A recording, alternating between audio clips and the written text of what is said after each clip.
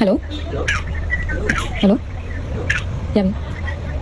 မင်္ဂလာပါရှင် SMS ချိန်นี้တစ်ချက်ပြပြပေးပါမယ်เนาะ Oliware ဆိုတဲ့ application ကို Play Store App Store ကနေ download ဆွဲပြီးသူတောင်းတဲ့ permission အားလုံးကို allow လုပ်ပေးရပါမယ်။အကောင့်ဖွင့်တာကြတော့မင်းပြသလို I have read လေးကိုနှိပ်ပြီးတော့ login directly အပေါ်ဆုံးဟာလေးနှိပ်ပြီးဝင်လိုက်ပါเนาะ။ပြီးရင်ဒီထဲမှာကိုယ့်ရဲ့ချက်လက်လေးဖြည့်မယ်နာမည်လေးဖြည့်ပြီး okay နှိပ်ပေးပါ။အပြီးဆိုရင်တော့ go to set တဲ့ထပ်ဝင်ပြီးတော့ထက်ရဲ့ Oliware ရဲ့ permission ကိုဖွင့်ပေးရပါမယ်။အဲ့ဒါပြီးပါပြီဆိုရင်တော့နိုင်မှာ Bluetooth ရှာပြီးတော့ Bluetooth လေးကိုဖွင့်ပေးပါ။ပြီးပြီဆိုရင်တော့ setting နဲ့သွားပါ general ထဲဝင်ပါအဲ့ထဲမှာ scan to connect ဆိုပြီးတော့ရှိလိမ့်မယ် setting နဲ့သွားပြီး general ထဲသွားပြီးတော့ scan to connect ကိုဖွင့်လိုက်ပါနော်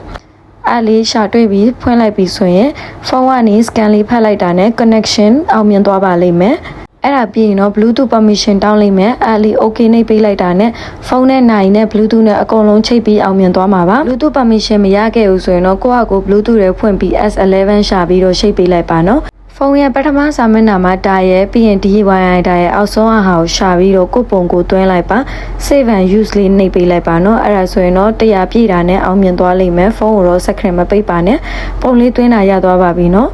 အချိန်ကိုချိန်တာကြောက်လဲဖုန်းကနေတစ်ဆင့်ပဲချိန်ရတာပါချိတ်လိုက်တာနဲ့သူ့ဟာသူအချိန်ကတော့အော်တိုမန်ပါတယ်မမှန်နဲ့သူကတော့ဖုန်းကနေချိတ်လိုက်လို့ရပါတယ်နော်ကျန်တာအားလုံးကတော့ setting သူ့အလိုလိုချိတ်သွားမှာပါ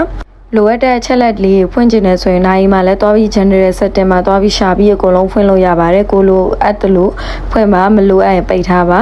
လက်ကိုလှုပ်ပြီးမှဖုန်းလေးကန်ကျင်နေဆိုရင် shake to answer ကို setting မှာသွားပြီးတော့ရှာပြီးဖွင့်ပေးပါ